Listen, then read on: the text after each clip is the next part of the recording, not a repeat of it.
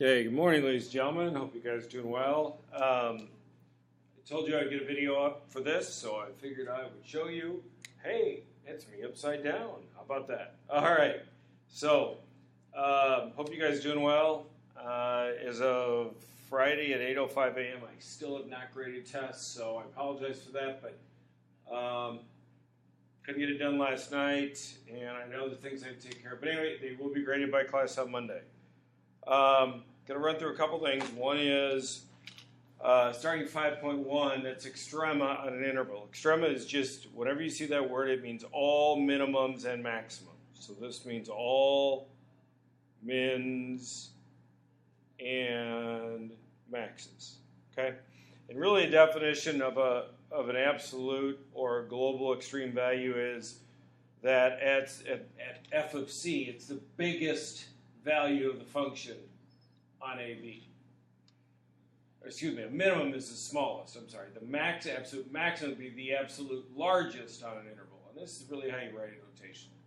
And you notice that this is on a closed interval. That is very important. Because on an open interval, there may not be a minimum or a maximum. So we need to understand that. All right, so it's really saying if it's continuous on AB, on the closed interval A and B, then it has to have a maximum or minimum. Does this make sense if you have a list of numbers that every list has to have a minimum and a max? Now, if it's a constant function, like y is equal to 6 or f of x is 6, the minimum and the maximum are the same, they just both happen to be 6. Okay? It would say that if f of c is a maximum or a minimum on an interval, then it is a relative or also known as a local maximum or a relative minimum, respectively. More than one maximum or minimum can occur. That's when we look at the absolute max, or known as the global max, and the absolute min. So then you pick the highest max and the lowest minimum. Okay, the other definition is what a critical number is, and it's basically where the derivative is 0, or it's undefined, or it's an endpoint. So you got three things. You always have to check, is it undefined? Is f prime of x undefined, equal to 0, or endpoints? You have to have all those. So if it's an open interval, you don't have to worry about the endpoints, but on a closed interval, you have to.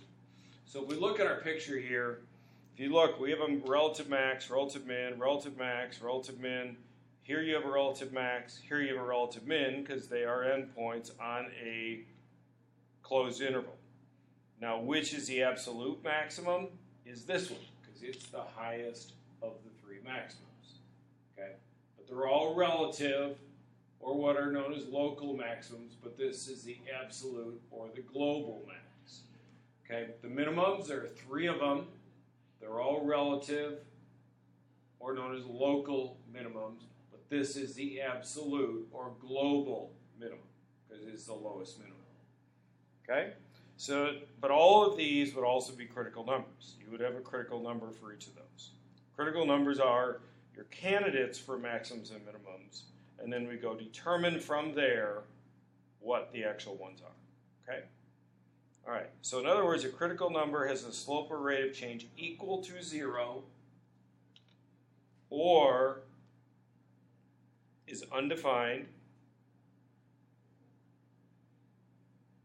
or is an endpoint. And I can spell today of a closed interval. Okay? So those are really the three key things that we have to focus on, and we're going to do in the next couple examples. I'm going to do most of these as non-calculator examples, but that will, of course, change. Okay? So if I turn to the second page here, now we're going to apply it. So first of all are your instructions here to find all critical numbers and extrema. Okay, so the critical numbers, we first are to always approach this by taking the first derivative. So if we look at number 1, g prime of x, I think we're all good with this, is going to give me 3x squared plus 2x minus 18. But to find critical numbers, I'm going to set this equal to 0. Now, if you look, I did not give you an interval. So there are no endpoints here because it is an open interval. Okay. The other ones, if you look over here, there is a closed interval. All right, so I'm going to set it equal to 0. The simplest way to probably, that should have been a 3x, I'm sorry. So we're going to take out a 3 out of each of those, and I get x squared plus x minus 6 is 0. So it factors to x plus 3, x minus 2. So x equals negative 3 and 2.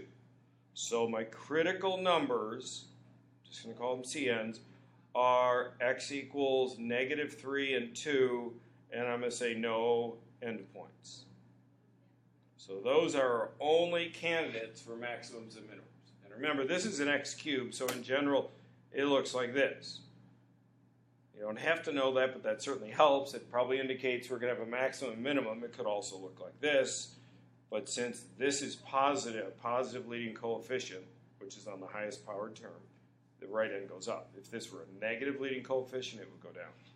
All right, so how do I show that they're maximums and minimums? Okay, I am going to do a number line. I know you did some number line stuff last year. And so I'm going to draw a number line and indicate all my critical numbers on here. And I'm going to put them left to right. And I'm going to label this as g prime of x. And yes, you have to do this for each one of them, for each problem. So I also want to tell you the number line, AP, and so we hit it today. AP says the number line is great, but it's not sufficient for you have to give a little written explanation for it. Okay, so I'm going to look at it. Simplest way to do this is to pick a number on the interval, and I'm going to pick 0, which falls between here, and I'm going to go look at the derivative, and I only care about whether it's positive or negative. So I have 3. When I plug in 0 there, it's positive. Here it's negative. So I have negative times a positive, which gives me a negative. So anywhere on this interval, the slope is negative. Okay? Let's go out here. It doesn't matter the order you do it in.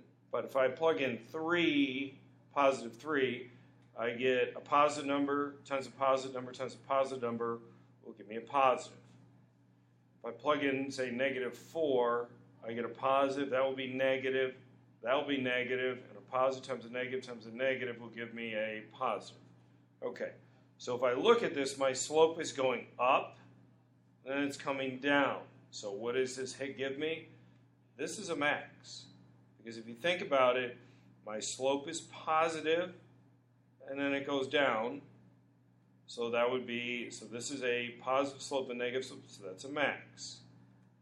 Here, it goes from negative to positive, so that tells me it's a minimum. Okay? So it'll be a minimum. But that's not sufficient to do that, so I really need to say, I'm going to, and this is the point. We got to go back and find the point. So negative 3, when I plug in negative 3 up here, I think that's what? Negative 27.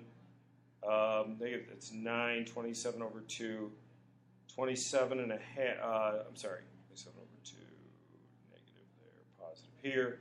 So that would be negative 13 and a half, plus 30, plus 48 plus 2. So this adds 50 to 13 and a half, I'm sorry. So it's 53 and a half. We said that is a max, you get a max there. And what is our reason for being a max? Is I'm just simply going to say g prime of x changes sign from positive to negative. Because that tells me it's a max. When I get a sign change to positive, negative, I get a max. So if I go plug in 2, I get 8 of 4 over 2 is 2, so that's 6. So it's 14 minus 36. So 14 plus 2 minus 36 is 16. So I get negative 20. Hope that's right. All right, which we say is a minimum. And what is our reason is g prime of x changes sign changes from negative to positive. So I did a number line, but my proof is really this. Okay? All right. So I took the derivative, set it equal to 0, established my critical numbers, evaluated it, and then found maxes and mins. So it is pretty involved, but it does take a while to get through. Okay, so let's look at our second one. If you look, these, before I start, are endpoints. So that means those are critical numbers. Okay, so I know I have at least two. So h prime of x, and this gets a little tricky, is cosine of x minus sine of x equals 0. You may say, well, how do I do this without a calculator? Well, I want you, in this case, I want you to think about it a little bit differently. And that occurs when the cosine of x really equals the sine of x. Okay? So if I think about that, where are they equal? That they're the same number? Well, here they're equal but opposite in SIGN. Here they're the same because here it's root 2 over 2, root 2 over 2, and here it's negative root 2 over 2, negative root, or positive root 2 over 2. Okay, so this occurs at pi over 4. This occurs at 5 pi over 4. But I want you to think about 5 pi over 4. That's 3 times more than 1, so that's going to be much bigger than 3, and our interval is from 0 to 2. So my only so this occurs when x equals pi over 4 and 5 pi over 4, but that's not in U. It's outside of our established interval. So therefore our critical numbers are at x equals 0, pi over 4, and at 2.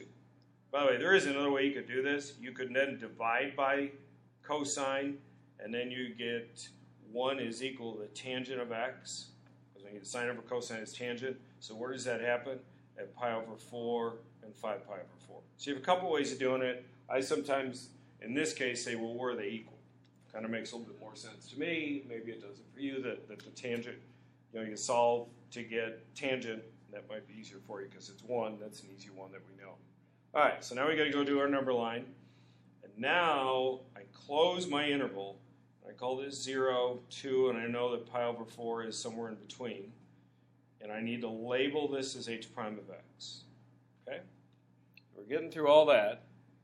So now I need to pick some numbers to test. And I know that pi over 6 is inside of here. So if I think of pi over 6, the cosine of pi over 6 is the x-coordinate, and that's root 3 over 2, minus the smaller one, because that's the sine, which will only be a half. So the positive is bigger than the negative, so it's positive there. Okay? So now the other one I could think of here is pi over 2, because that's about 1.5. It's 1.57 is pi over 2. So if I go plug in pi over 2, remember I'm plugging it in the derivative. Cosine of 0 is 0. Minus the sine of that is 1, so it's 0 minus 1, so I get a negative number. So it's negative. Okay, so positive, negative, I get a max, but now we got to think about this. On the right side, it's going down, down, down, down, down, because it's a negative slope. So at that end, a right endpoint going down, that's a minimum. So this is a minimum. So if you had a right endpoint going up, that would be a maximum. Okay, what I think of for this one is it starts at this end and it's going up. So that tells me, and I have to do this every time. It starts at this end, it goes up, so that's a minimum. If you notice, most likely they are going to flip-flop each time, but I would always check it. If you had a derivative that was decreasing at a right endpoint, you got to think about it's going down, so this would be a max. So you kind of got to, I have to think about what's happening to each one of them. Okay, so I get a minimum. I'm going to list all my minimums. I get a minimum at 0. And if I go back up to my original function, plug in sine of 0 is 0, cosine of 0 is 1. So I get a minimum there. My other minimum is, by the way, these were both relative. I'm sorry, I should have done that. They're all relative. So my relative mins here, I'm going to do relative max here.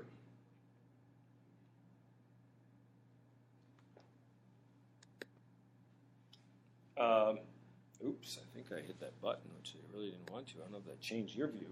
All right, so now I'm going to go plug in 2. Well, I don't know what the sign of 2 is. So if I plug in 2, and I will do this part in the calculator. You notice I have not used the calculator on this. Unfortunately, my calculator, I think, ran away with the spoon. That was a joke, by the way. So I'm not going to have it right now because I don't have my calculator with me. I know that's hard to believe. So I'm just going to write the sine of 2 plus the cosine of 2. Nope, I do have a calculator that'll do this. I think. No, I don't. So anyway, I will tell you that this is going to be, let me think about this. The sine of 2 is over here. So the sine is negative, the cosine is positive. So this is actually less than 1. I will tell you that it is less than 1. So this is, since this one is smaller, they're both relative minimums. This one is smaller, so this is also the absolute minimum. It's a smaller minimum. I know it helps if we have a value there. I understand that. Okay. And this is, so they're all relatives. I indicate which one is the minimum. And why is this a minimum? Is it's a left endpoint and I would say h prime of x is greater than 0. Or you could say it's positive. Okay? Why is this a minimum? It's a right endpoint and it's decreasing. You could say just decreasing.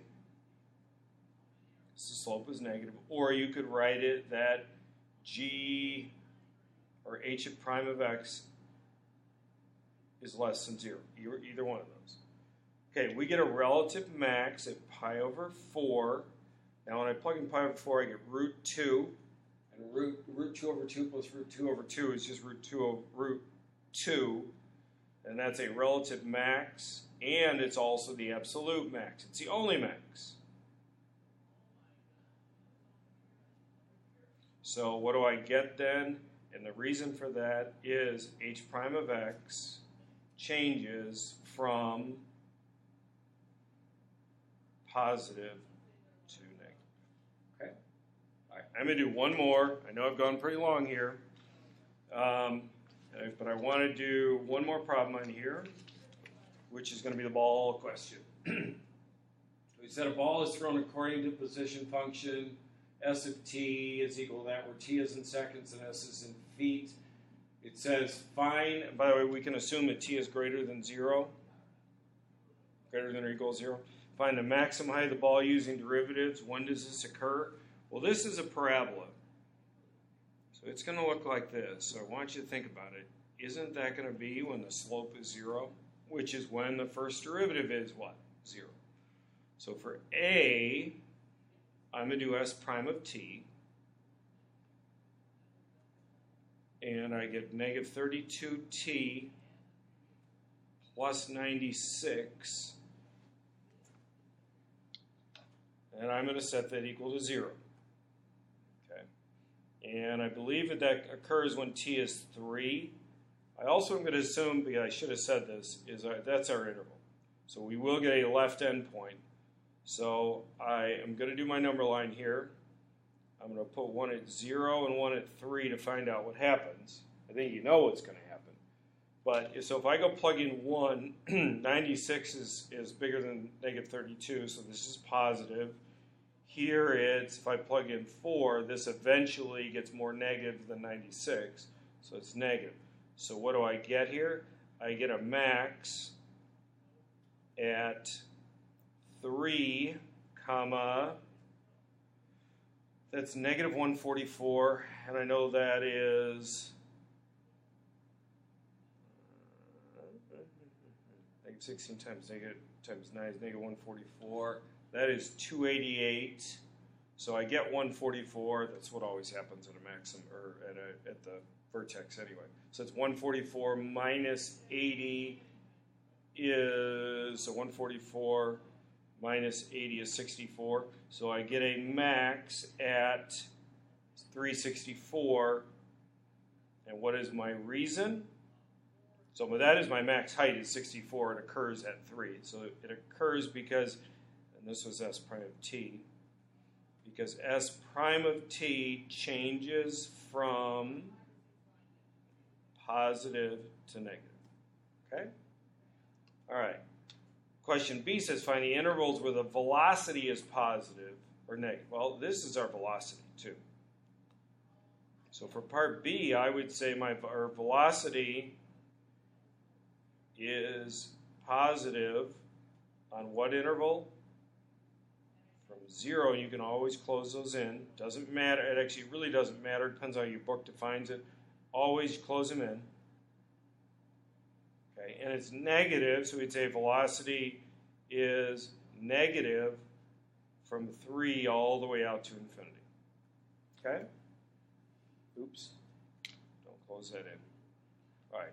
C says find the intervals where the acceleration is positive or negative, so I have to take the derivative of this one, or of the second derivative. So I would say S double prime of t, which also equals the acceleration, is negative 32t, or is negative 32, which means it's always negative. So where is the acceleration, positive or negative? Well, it's less than 0, so we would say it's negative from 0 to infinity. It's always negative. Okay? Now, where is the velocity increasing or decreasing? This is going to be one of the things that's conceptually we got to make sure we understand. When you see velocity positive or negative, that's just the velocity function. This is velocity increasing. This is a rate of change, a derivative of the velocity. So this is the same as this question. This is the same because velocity increasing is different from velocity positive, negative. So where is the velocity increasing? D, we would say velocity is increasing from 0 to infinity. And what's our reason? Because S double prime of t is greater than 0. Here I just said, well, it's less than 0, therefore this. So I split the page in half. I wrote it all here. I could have spaced it out, but I didn't have to, we could have done it by, we could have done a number line for this one, but it would have made any sense? No, because you just have, it's always negative. Okay? So those are the examples. I know I probably took about, 23 minutes, so it's a little bit wordy, but I wanted to make sure we got some heads up. So this is like a flipped classroom today. Hopefully we got a lot out of this, and we're going to spend quite a bit of more time on this tomorrow, but showing the information is what we have to get in the habit of doing. So, all right, have a good weekend, folks. Thanks. Bye.